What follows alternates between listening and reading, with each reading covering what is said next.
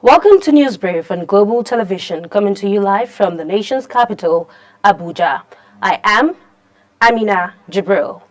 The House of Representatives has said it expects the submission of the 2025 appropriation bill by the executives as it resumes from its annual recess today.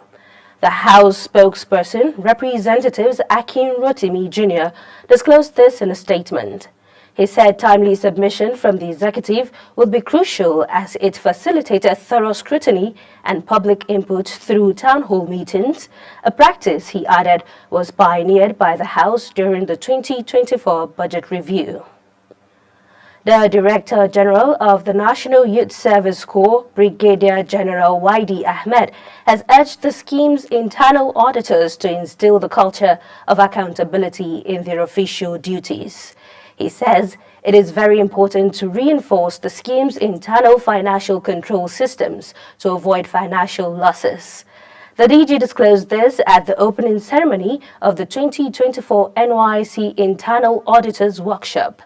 Speaking through the Director of Procurement, Chris Jimba, General Ahmed urged them to ensure that the scheme's financial practices adhere to the highest ethical and compliance standards.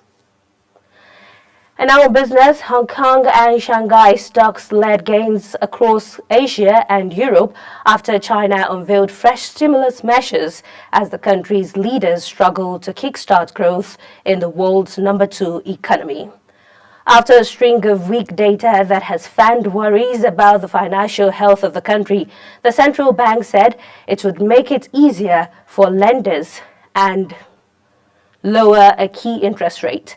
The decision came as traders were already upbeat after the Federal Reserve last week lowered borrowing costs for the first time since 2020 and indicated more were in the pipeline through to 2026. The United States Chamber of Commerce has expressed willingness to invest approximately $320 million in mortgage refinancing in small and medium enterprises in Nigeria. This was disclosed in a statement issued by the spokesperson for Vice President Kashim Shettima, Stanley Nkwacha. And now to the foreign scene, escalating clashes between Israel and Hezbollah threaten to overshadow United States President Joe Biden's final appearance at the United Nations signature annual event as diplomats scrambled to avert an all-out regional war. The gathering of dozens of world leaders, the high point of the diplomatic calendar, comes a day after Israeli airstrikes in Lebanon killed more than 490 people, according to local authorities. As world leaders gathered in Manhattan on Monday for the annual flurry of speeches and face-to-face diplomacy, UN Security Council members, France, called for an emergency meeting on the crisis engulfing the Middle East.